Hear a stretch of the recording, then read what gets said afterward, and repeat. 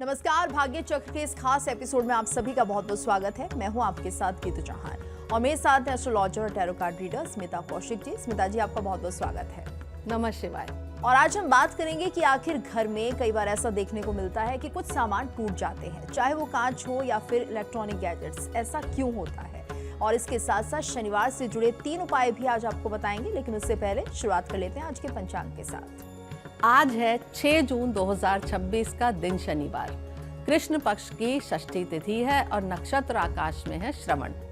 अभिजीत काल होगा सुबह 11:51 से 12:47 तक और राहु काल होगा सुबह 8:51 से 10:35 तक।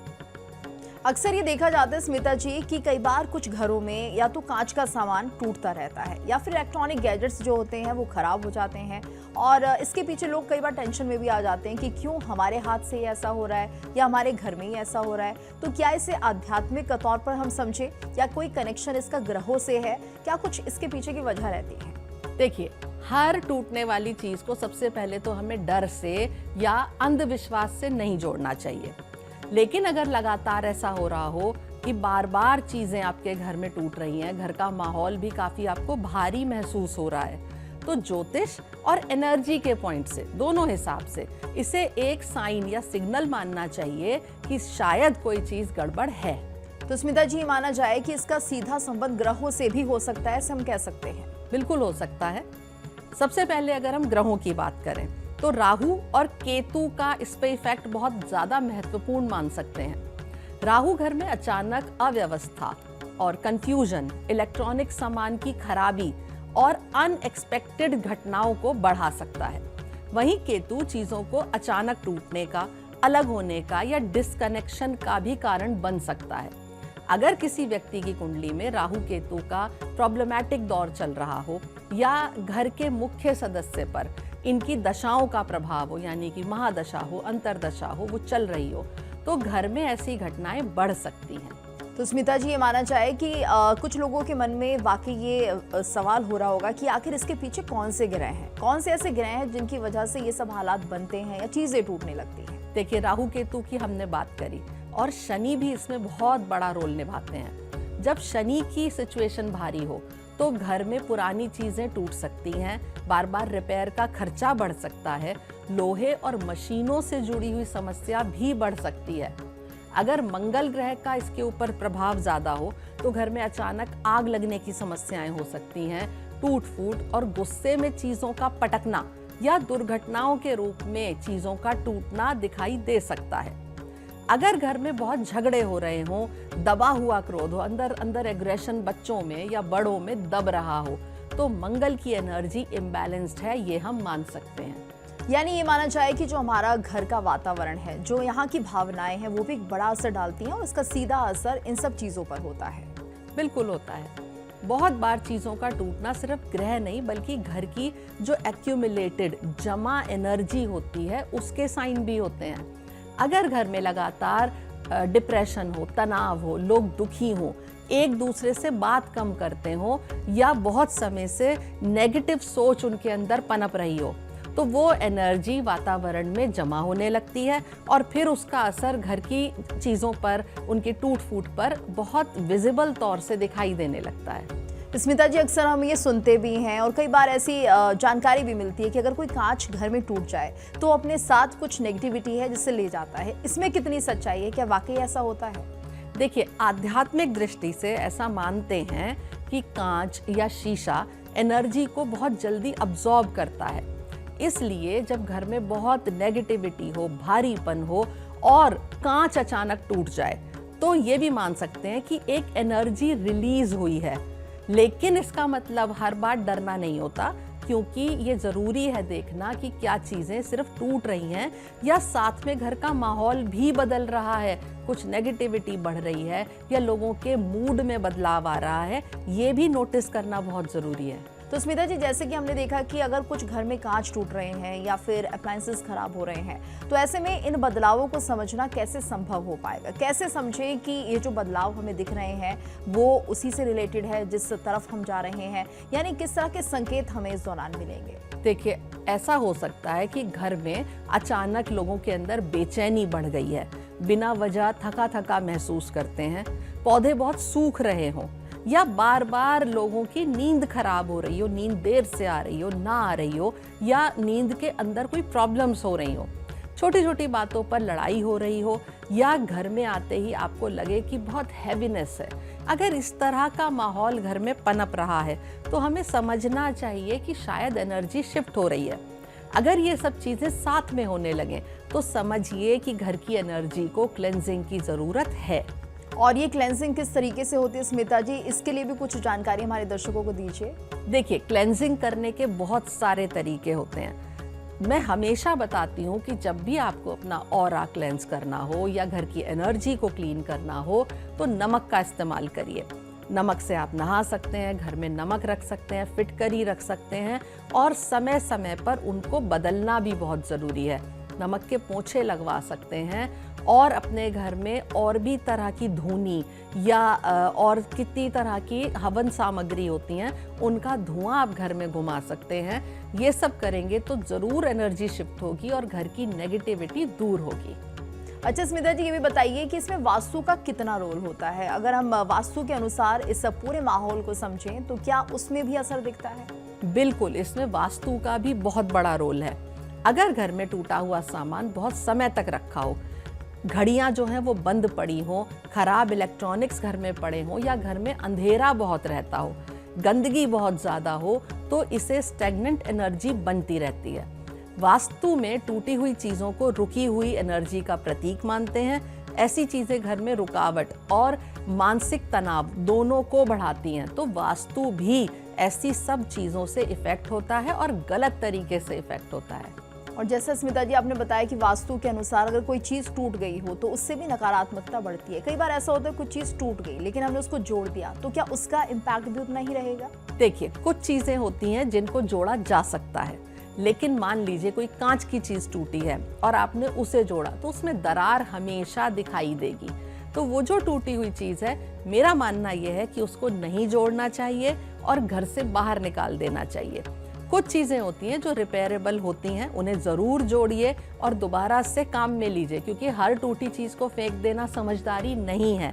लेकिन कांच की चीज़ को जोड़कर रखने से आपके रिश्तों में दरार आने के बहुत ज़्यादा चांसेस होते हैं, आपके बीच में मनमुटाव होने के चांसेस होते हैं।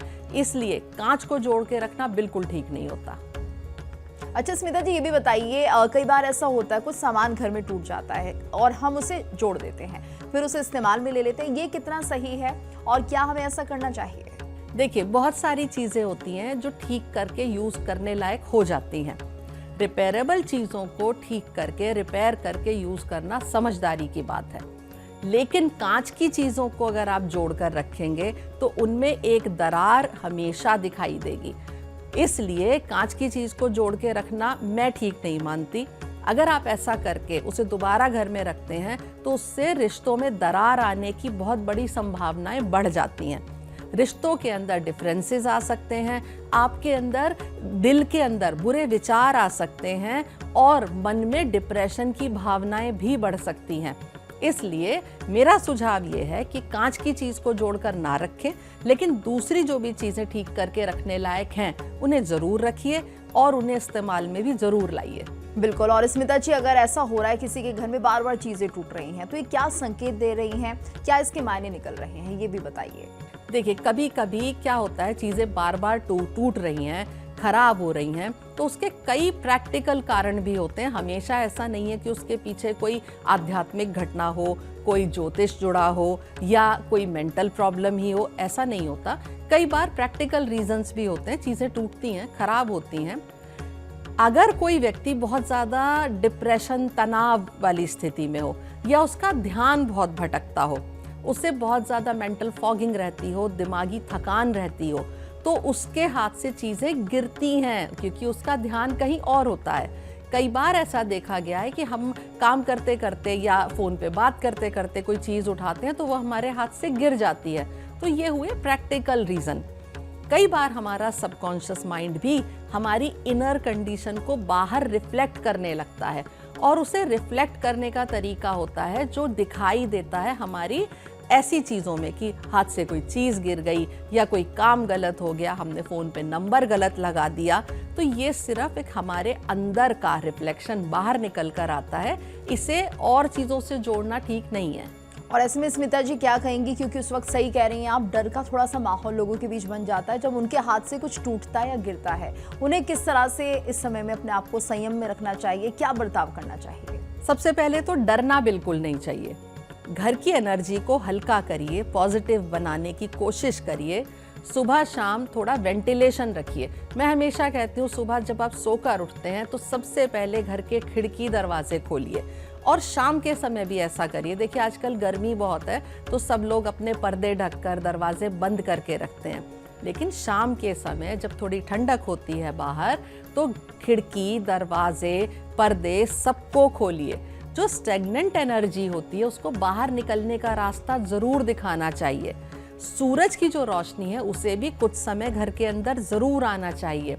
घर में जो भी अननेसेसरी टूटी हुई चीज़ें हैं उनको हटा दीजिए।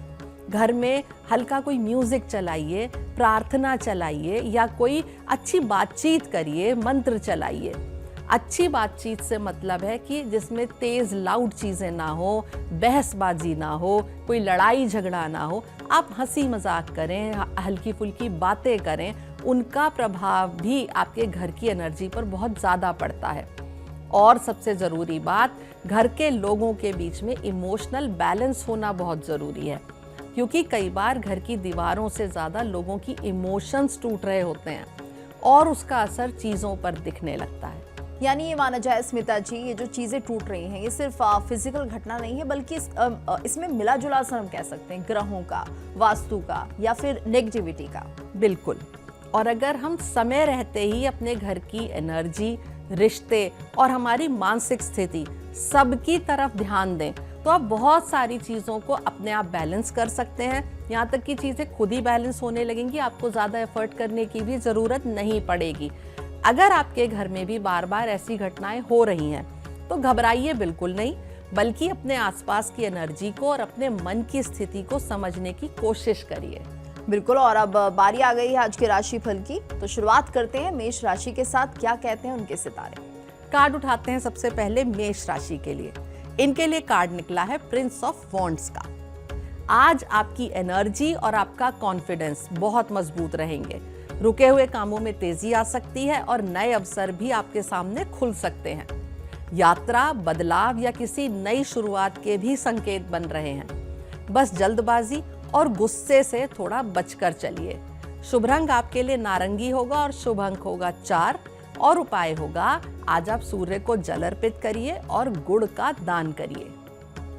अब आ गई है बारी वृषभ राशि की। वृषभ राशि के लिए कार्ड निकला है नाइट ऑफ वॉन्ड्स का। आज आपका कॉन्फिडेंस और एनर्जी दोनों आपके पक्ष में रहेंगे। रुके हुए कामों में गति आएगी और किसी नए अवसर या यात्रा के भी सिग्नल दिखाई देते हैं। जोश में आकर जल्दबाजी करने से बचिए। समझदारी से लिया गया फैसला ज्यादा फायदे देगा। शुभ रंग आपके लिए लाल होगा और शुभ अंक होगा 3, और उपाय होगा आज आप सूर्य को जल अर्पित करें और घर में कपूर जलाएं। आगे बढ़ते हैं स्मिता जी, बात कर लेते हैं मिथुन और कर्क राशि के जातकों के लिए टैरो क्या कह रहे हैं। कार्ड उठाते हैं मिथुन राशि के लिए। इनके लिए कार्ड निकला है प्रिंसेस ऑफ सॉर्ड्स का। आज आपका दिमाग काफी तेज रहेगा और सतर्क भी रहेगा। नई जानकारी या किसी जरूरी बातचीत से आपके लिए नए रास्ते खुलेंगे। छोटी बातों पर तुरंत प्रतिक्रिया देने से बचिए। शांत रहकर फैसला लेना आपके लिए बेहतर रहेगा। आपकी समझदारी आज लोगों को प्रभावित करेगी। शुभ रंग आपके लिए आसमानी होगा और शुभ अंक होगा 2, और उपाय होगा आज आप घर में कपूर जलाइए और उसका धुआं दिखाइए और पक्षियों को दाना डालिए। अब कार्ड उठाऊंगी मैं कर्क राशि के लिए। कर्क राशि के लिए कार्ड निकला है 9 ऑफ कप्स का। आज मन की कई इच्छाएं पूरी होने के संकेत मिल रहे हैं। खुशी, संतोष और पॉजिटिव माहौल आपके आसपास बना रहेगा। किसी अच्छी खबर या अपने लोगों के साथ बिताया गया समय आपका दिन और ज्यादा खास बनाएगा। शुभ रंग होगा आपके लिए गुलाबी और शुभ अंक होगा 9, और उपाय होगा आज किसी जरूरतमंद को सफेद मिठाई का दान करिए। स्मिता जी, अब बारी आ गई है आज के उपाय की। शनिवार का पहला उपाय क्या बताने जा रही हैं? शनिवार की शाम को पीपल के पेड़ के नीचे आप सरसों के तेल का दिया जलाइए। यदि उस दिए में आप 2-3 लौंग डालकर जलाएंगे तो आपके जीवन में अनएक्सपेक्टेड परिवर्तन आएंगे, पॉजिटिव चेंजेस आएंगे और आप अपने जीवन में हर प्रकार की सुख समृद्धि को आते हुए देख पाएंगे। आगे बढ़ते हैं स्मिता जी और जानते हैं सिंह और कन्या राशि के जातकों के लिए आज क्या खास रहने वाला है, क्या उपाय उन्हें करने हैं और क्या कुछ कह रहे हैं उनके कार्ड्स। कार्ड उठाकर देखते हैं सिंह राशि के लिए। सिंह राशि के लिए कार्ड निकला है 4 ऑफ वॉन्ड्स का।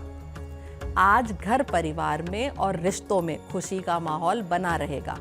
किसी शुभ काम, मुलाकात या अच्छी खबर से मन खुश हो सकता है। मेहनत का अच्छा परिणाम मिलने में आपका आत्मविश्वास बढ़ेगा, ऐसा भी दिखता है, और मन में संतोष भी आज बना रहेगा।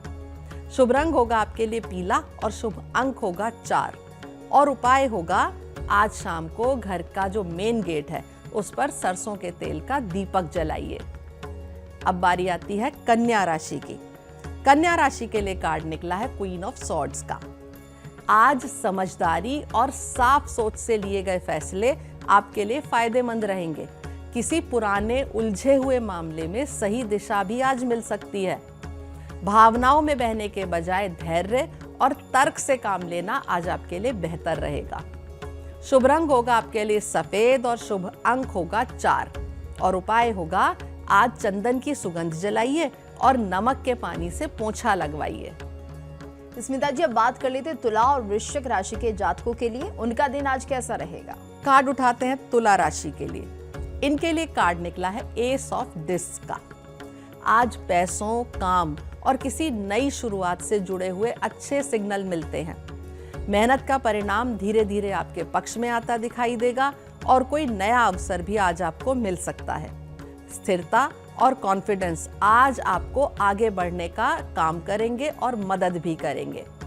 शुभ रंग आपके लिए हरा होगा और शुभ अंक होगा 1 और उपाय होगा आज किसी जरूरतमंद को अनाज और उड़द का दान करें और घर में लौंग डालकर घी का दीपक जलाएं। अब मैं कार्ड उठा रही हूँ वृश्चिक राशि के लिए। इनके लिए कार्ड निकला है एडजस्टमेंट का। आज संतुलन और धैर्य बनाए रखना आपके लिए सबसे ज्यादा जरूरी होगा।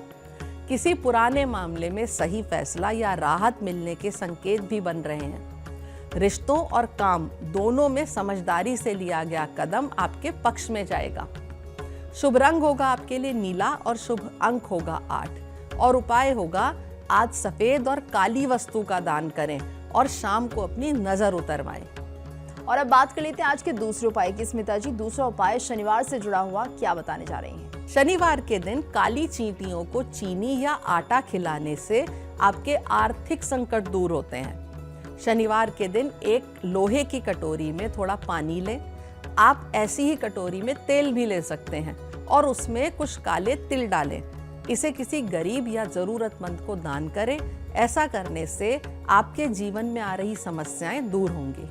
और आगे बढ़ते हैं, एक बार फिर से राशिफल जानते हैं। धनु मकर राशि के जातकों के लिए आज का दिन कैसा रहेगा और क्या उपाय आज उन्हें करने चाहिए स्मिता जी। बारी आ गई है धनु राशि की और इनके लिए कार्ड निकला है प्रिंसेस ऑफ कप्स का। आज आपका मन काफी भावुक और नरम रहेगा। किसी अपने से अच्छी बातचीत या कोई छोटी खुशी आपका दिन बेहतर बना सकती है। रिश्तों और रचनात्मक कामों में पॉजिटिव एनर्जी महसूस होगी और दिल की बात कहने से आपका मन हल्का होगा। शुभ रंग होगा आपके लिए हल्का गुलाबी और शुभ अंक होगा 2 और उपाय होगा आज शाम को माता काली के मंदिर में इमरती अर्पित करें। अब कार्ड उठाऊंगी मैं मकर राशि के लिए। इनके लिए कार्ड निकला है 5 ऑफ कप्स का। आज किसी पुरानी बात को लेकर आपका मन थोड़ा भावुक रहेगा या उदास भी हो सकता है। जो खो गया है उसी पर ध्यान देने के बजाय जो आपके पास है उसकी अहमियत को समझना ज्यादा जरूरी है। धीरे धीरे परिस्थितियां बेहतर होती दिखाई देंगी और मन फिर से हल्का महसूस करेगा। शुभ रंग होगा आपके लिए नीला और शुभ अंक होगा 5 और उपाय होगा आज शाम को घी का दीपक जलाएं और किसी जरूरतमंद को आटे का दान करें। और अब बात कर लेते हैं कुंभ और मीन राशि के जातकों के लिए आज का दिन कैसा रहेगा और क्या उपाय आज उन्हें करने हैं। कार्ड उठाते हैं कुंभ राशि के लिए। इनके लिए कार्ड निकला है नाइट ऑफ डिस्क का। आज मेहनत और धैर्य आपके लिए अच्छे परिणाम लेकर आएंगे। काम धीरे धीरे आगे बढ़ेगा, लेकिन स्थिरता भी बनी रहेगी। जल्दबाजी करने के बजाय शांत मन से काम करेंगे तो सफलता लंबे समय तक साथ देगी। शुभ रंग होगा आपके लिए हरा और शुभ अंक होगा 3 और उपाय होगा आज किसी जरूरतमंद को अनाज का दान करें। और अंत में बारी आ गई है मीन राशि की। इनके लिए कार्ड निकला है द फूल का। आज नई शुरुआत और नए अनुभव आपके जीवन में उत्साह लेकर आएंगे। मन कुछ अलग करने का करेगा और अचानक मिले अवसर भी आपके लिए फायदेमंद साबित हो सकते हैं। बस बिना सोचे किसी फैसले में जल्दबाजी करने से बचें। शुभ रंग होगा आपके लिए पीला और शुभ अंक होगा 1 और उपाय होगा आज पक्षियों को दाना डालें और पानी भी रखें। स्मिता जी, और अब समय हो चुका है आज के आखिरी और तीसरे उपाय का। तीसरा उपाय शनिवार से जुड़ा हुआ, क्या कुछ बताएंगे? शनि देव के प्रकोपों से बचने का सबसे जो इफेक्टिव तरीका या उपाय है वो है हनुमान जी की भक्ति। शनिवार को हनुमान चालीसा या सुंदरकांड का पाठ जरूर करना चाहिए। शनि देव का वाहन होता है काला कुत्ता। शनिवार के दिन रोटी में सरसों का थोड़ा सा तेल लगाकर काले कुत्ते को खिलाना भी बहुत अच्छा उपाय माना जाता है। तो उम्मीद करते हैं हमारे दर्शक इन उपायों को करेंगे और इसका पूरा लाभ उठाएंगे। आपका बहुत बहुत धन्यवाद स्मिता जी, आप स्टूडियो में आई और ये जानकारी हमारे दर्शकों को दी। नमः शिवाय। और इसी के साथ भाग्य चक्र के इस खास एपिसोड में आज के लिए इतना ही। कल फिर होगी आपसे मुलाकात एक और नए टॉपिक के साथ। तब तक के लिए हमें दीजिए इजाजत। नमस्कार। देखिए इंडिया डेली 24/7 अब आपके स्मार्ट टीवी पर। इंडिया डेली मौजूद है सभी डिजिटल प्लेटफॉर्म पर लाइव और लगातार। इंडिया डेली 24/7 हर दिन राष्ट्र को समर्पित।